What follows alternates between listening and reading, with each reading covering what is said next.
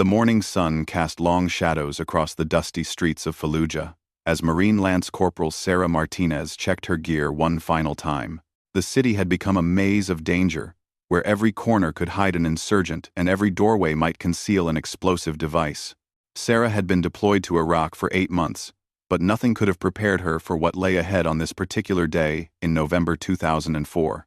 Sarah was part of a convoy tasked with delivering medical supplies to a forward operating base on the outskirts of the city. The mission seemed routine, but in Fallujah, routine missions had a way of turning deadly without warning. She sat in the passenger seat of the second Humvee, her M16 rifle resting across her lap as she scanned the empty streets through bulletproof glass. The convoy consisted of 4 armored vehicles carrying 12 Marines and a Navy corpsman. Their route took them through what intelligence reports called a moderately contested area. Military speak for a place where insurgents might attack, but probably wouldn't. Sarah had learned not to trust those assessments. The enemy had a way of appearing where they were least expected. As they rolled through a narrow street lined with abandoned shops, Sarah noticed something that made her stomach tighten.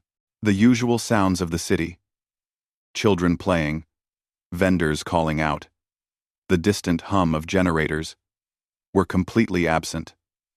The silence felt unnatural, threatening. She keyed her radio to alert the convoy commander. But before she could speak, the world exploded around her. The first improvised explosive device detonated directly beneath her Humvee, lifting the 7-ton vehicle off the ground and slamming it back down with crushing force. Sarah felt herself thrown against the roof, then slammed back into her seat as shrapnel tore through the armored plating like it was made of paper. The driver beside her slumped forward, blood streaming down his face from a gash across his forehead. Before Sarah could fully process what had happened, the distinctive crack of AK-47 rifles filled the air. Muzzle flashes appeared in windows and doorways as insurgents opened fire from concealed positions. The ambush had been perfectly planned, turning their route into a killing zone with no easy escape. Sarah forced herself to move despite the ringing in her ears and the sharp pain in her left shoulder. She kicked open her door and rolled out onto the street, immediately taking cover behind the damaged Humvee. Bullets pinged off the armored hull as she tried to assess the situation. 2 of the other vehicles had also been hit by roadside bombs, and she could see Marines taking defensive positions wherever they could find cover. The firefight that followed lasted nearly 3 hours. Sarah and her fellow Marines found themselves surrounded, with insurgents firing from multiple directions. Every time they tried to advance toward better cover or reach their wounded comrades, they were driven back by intense gunfire. Sarah felt the first bullet graze her right arm, tearing through her uniform sleeve and leaving a burning sensation across her bicep. She pressed herself against a concrete barrier, trying to make herself as small a target as possible while returning fire. The tactical situation was deteriorating rapidly. Their radio operator had been wounded in the initial blast, cutting off communication with headquarters. Without air support or reinforcements, they were trapped in an increasingly desperate fight for survival. As the afternoon wore on, Sarah's ammunition began to run low. She had started the mission with 7 loaded magazines, but continuous fighting had reduced her supply to just 2. Around her, other Marines were facing the same problem. The insurgents seemed to have an unlimited supply of fighters and weapons, replacing casualties almost as quickly as they fell. The second bullet hit Sarah in the left leg, just above her knee. The impact spun her around and sent her crashing to the ground behind a pile of rubble. Pain shot through her entire body as she tried to crawl to better cover. Blood was soaking through her pants, but she forced herself to keep moving. Stopping meant dying, and Sarah was not ready to die. From her new position, she could see that the situation had become even worse. 3 Marines were down, including their sergeant. The corpsman was doing his best to treat the wounded while under fire, but medical supplies were running low. Sarah watched helplessly as another Marine took a round to the chest and collapsed behind an overturned car. The third bullet caught her in the right shoulder, spinning her around and slamming her against a wall. The impact drove the air from her lungs and left her gasping for breath. Her right arm went numb, making it almost impossible to hold her rifle steady.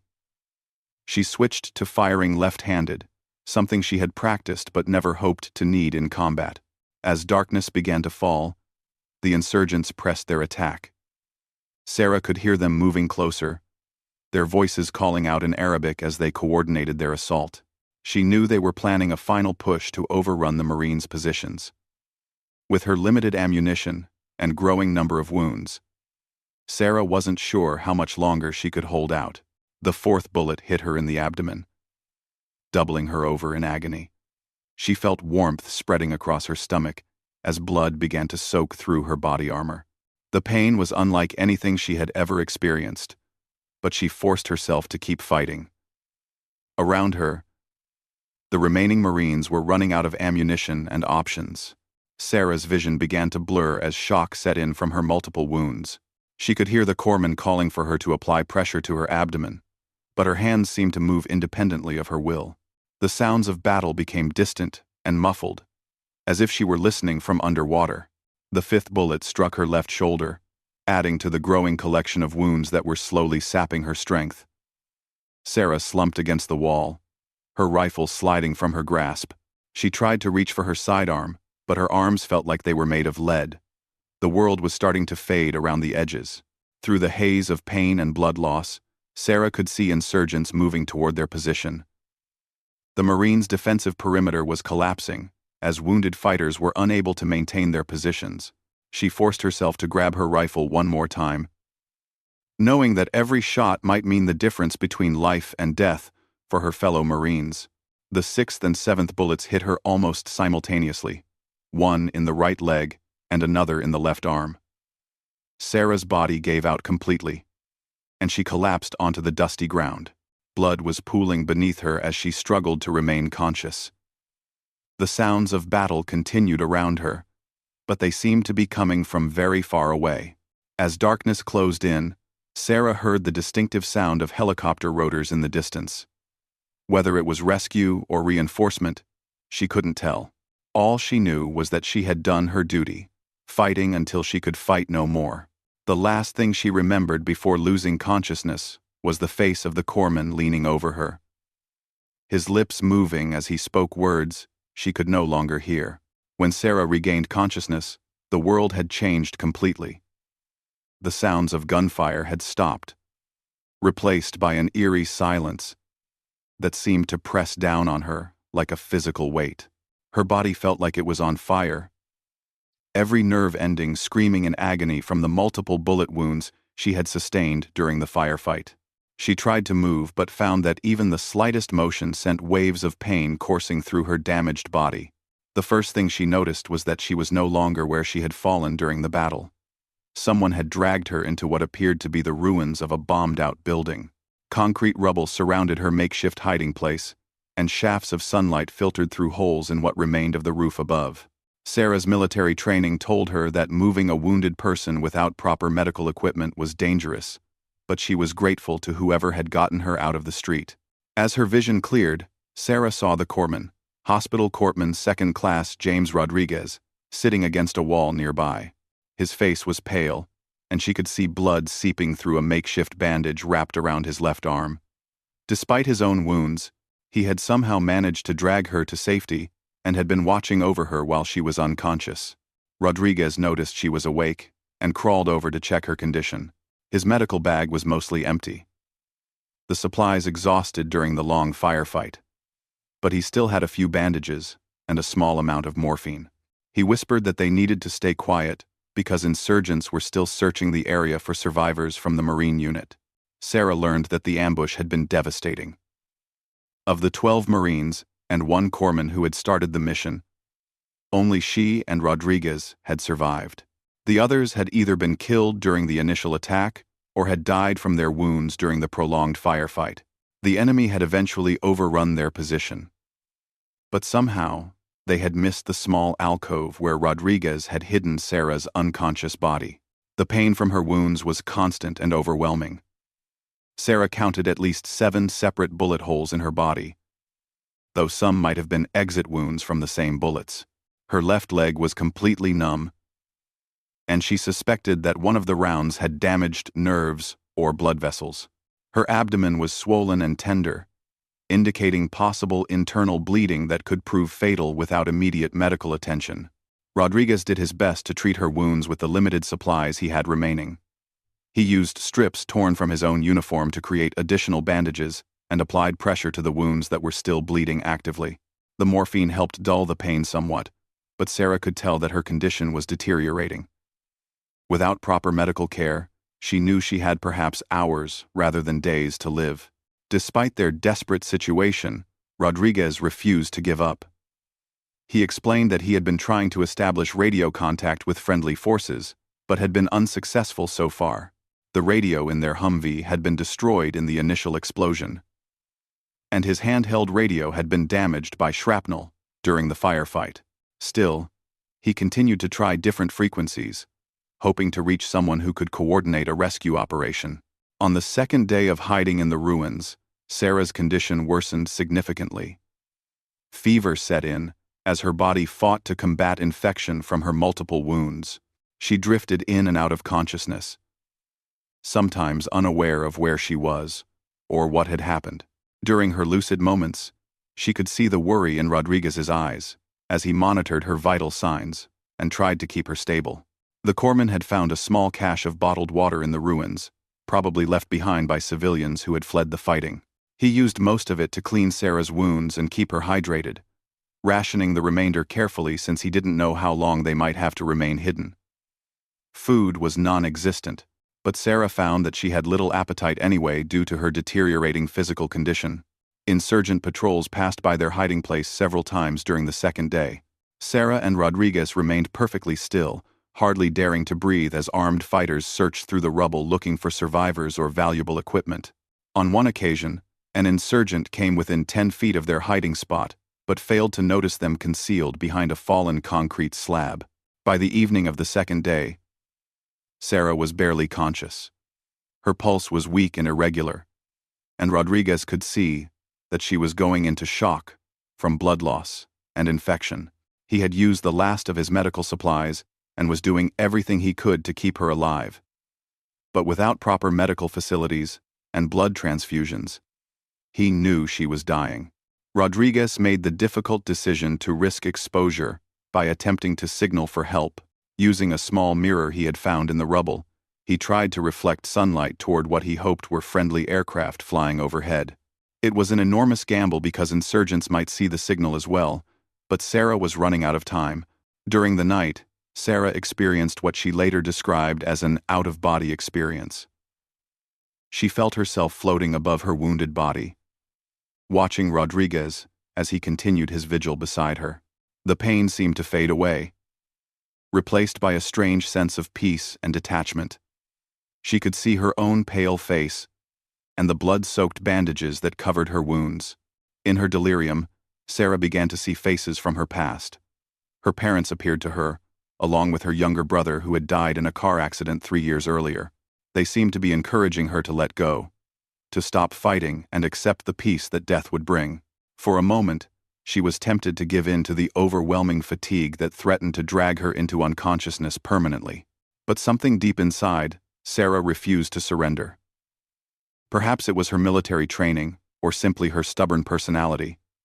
But she found the strength to pull herself back from the edge of death. She focused on Rodriguez's voice as he whispered encouragement and updates on his efforts to establish radio contact. His dedication to saving her life gave her the motivation to keep fighting. As dawn broke on what would be their final day in the ruins, Rodriguez noticed increased aircraft activity in the area.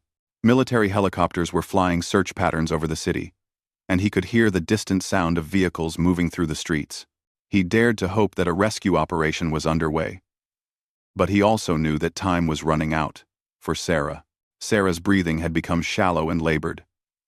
Her skin was gray and cold to the touch, classic signs of impending circulatory failure. Rodriguez knew that even if rescue arrived within the next few hours, it might be too late to save her life. Still, he continued to monitor her condition and provide what comfort he could while listening for any sign that help was approaching their location. The 8th, 9th, 10th, and 11th bullets had taken their toll over the past 2 days.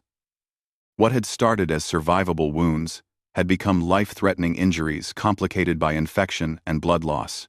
Sarah's body was shutting down system by system, but somehow her heart continued to beat, and her lungs continued to draw breath, sustained perhaps by sheer force of will and Rodriguez's dedicated care. As the morning progressed, Rodriguez heard something that made his heart race with hope and terror. The sound of boots on rubble was approaching their hiding place, but he couldn't tell whether they belonged to friend or enemy. He gripped his sidearm and prepared to defend Sarah's life with his own, knowing that this might be their last chance for rescue or their final moment alive.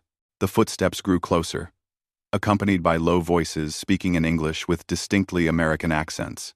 Rodriguez felt a surge of relief wash over him as he recognized the tactical communications and movement patterns of U.S. Special Operations Forces. After 2 days of hiding in the ruins while Sarah fought for her life, rescue had finally arrived. The first SEAL to enter their hiding place was Petty Officer First Class Marcus Thompson, a veteran of multiple combat deployments who had been searching for survivors from the ambushed Marine convoy. His team had been methodically clearing buildings in the area, following up on intelligence reports that some Marines might have survived the devastating attack that had occurred 48 hours earlier. Thompson's expression grew grim as he assessed the scene before him. Rodriguez was conscious but clearly exhausted from his 2-day vigil, and Sarah appeared to be barely clinging to life. The SEAL immediately called for his team's medic, while beginning his own preliminary assessment of both survivors. What he saw convinced him that time was critically short, especially for the female Marine who had obviously sustained multiple gunshot wounds. Navy Hospital Corpsman First Class David Chen rushed into the hiding place with his medical kit and immediately began working on Sarah. As a special operations medic, Chen had extensive training in trauma medicine and had treated countless wounded warriors in combat situations. Even with his experience, he was shocked by the extent of Sarah's injuries and amazed that she was still alive after 2 days without proper medical care. Chen's initial assessment revealed that Sarah had been hit by 11 bullets during the firefight, a number that should have been fatal within hours of the initial trauma. 7 of the wounds had passed completely through her body, while 4 bullets remained lodged in her tissues. She had lost an enormous amount of blood, was running a high fever from infection, and was showing signs of multiple organ failure. The SEAL medic immediately started 2 intravenous lines and began pushing fluids and antibiotics into Sarah's system. He administered powerful pain medication and began the delicate process of stabilizing her condition enough for transport to a medical facility. Chen knew that moving someone in Sarah's condition was extremely risky, but leaving her in the field would certainly result in her death.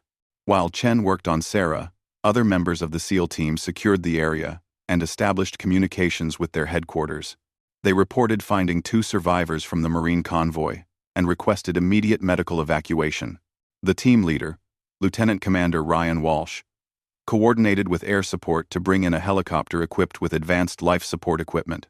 Rodriguez, despite his own wounds and exhaustion, provided Chen with detailed information about Sarah's injuries and the treatment he had been able to provide over the past 2 days. The SEAL medic was impressed by the Marine Corpsman's dedication and skill in keeping Sarah alive under impossible conditions. Rodriguez had undoubtedly saved her life through his tireless care and protection. The helicopter arrived within 30 minutes of the SEAL team's call for medical evacuation. The aircraft was a specially equipped MH-60 Black Hawk with a full surgical team on board, including a trauma surgeon who began working on Sarah even before they were airborne. Every piece of equipment needed for emergency surgery was available in the cramped but efficient medical bay. During the flight to the combat support hospital, Sarah's condition deteriorated further. Her blood pressure dropped dangerously low, and she went into cardiac arrest twice, requiring the surgical team to perform emergency resuscitation procedures. The trauma surgeon, Major Patricia Williams, later said that she had never seen anyone survive such extensive injuries for such an extended period without proper medical care. The helicopter landed at the hospital's emergency pad, where a full trauma team was waiting to receive both patients. Sarah was rushed directly into an operating room where surgeons worked for 12 hours to repair the damage caused by 11 bullets and 2 days of untreated trauma. They removed 4 bullets that had remained in her body, repaired damaged organs, and addressed the severe infections that had developed in several of her wounds. Rodriguez was treated for his own injuries in a separate operating room. His wounds were less severe than Sarah's, but he required surgery to repair damage to his left arm and treatment for dehydration and exhaustion. Throughout his own treatment, he repeatedly asked about Sarah's condition and whether she was going to survive her ordeal. The surgical team faced numerous challenges in treating Sarah's injuries. The bullets had caused damage to her liver, 1 kidney, her small intestine, and several major blood vessels. Infection had spread throughout her abdominal cavity, requiring extensive cleaning and antibiotic treatment. Several of her ribs had been fractured by bullet impacts, and 1 had punctured her left lung. Despite the severity of her injuries, Sarah's vital signs gradually stabilized during the lengthy surgery. Her young age, excellent physical condition before the attack, and perhaps most importantly, her fierce determination to survive all contributed to her body's ability to respond to treatment. The surgical team was cautiously optimistic that she might survive, though they warned that recovery would be a long and difficult process. News of Sarah's survival spread quickly through the military community in Iraq. Her story became a symbol of courage and determination, inspiring other service members who were facing their own dangerous missions in the ongoing conflict. The fact that she had survived 11 gunshot wounds and 2 days without proper medical care seemed almost miraculous to many who heard the details of her ordeal. Sarah remained unconscious for several days following her surgery, as her body began the slow process of healing. When she finally awakened, her first question was about Rodriguez and whether he had survived. Learning that the corpsman who had saved her life was recovering in a nearby ward brought tears to her eyes and gave her additional motivation to focus on her own recovery. The road to recovery was indeed long and difficult. Sarah underwent multiple additional surgeries to address complications from her injuries and to repair damage that couldn't be fully addressed during the initial emergency procedures. She spent months learning to walk again and regaining the use of her right arm, which had been severely damaged by 1 of the bullets. Physical therapy was painful and frustrating, but Sarah approached it with the same determination that had kept her alive during those terrible hours in Fallujah. She was supported throughout her recovery by Rodriguez, who had been transferred to the same medical facility and was undergoing his own rehabilitation. The bond forged between them during their survival ordeal remained strong throughout their recovery. Psychological recovery proved to be as challenging as physical healing. Sarah experienced nightmares and flashbacks related to the ambush and the deaths of her fellow Marines. She worked with military psychologists to process the trauma and guilt that many survivors experience after such devastating events. The knowledge that she had lived while 10 of her comrades had died was a burden that took time to reconcile. Eventually, both Sarah and Rodriguez were evacuated to military hospitals in the United States for continued treatment and rehabilitation. Their story of survival had gained national attention, and they were recognized for their courage and dedication to duty under the most extreme circumstances. Sarah received the Purple Heart for her wounds and several other decorations for her actions during the firefight. Years later, Sarah would reflect on those 48 hours in Fallujah as the defining moment of her life. The experience taught her that the human spirit is capable of enduring far more than most people ever realize, and that sometimes survival depends not just on individual strength, but on the dedication of others who refuse to give up hope. Her story continues to inspire military personnel and civilians alike, proving that even in the darkest moments, hope and determination can triumph over seemingly impossible odds.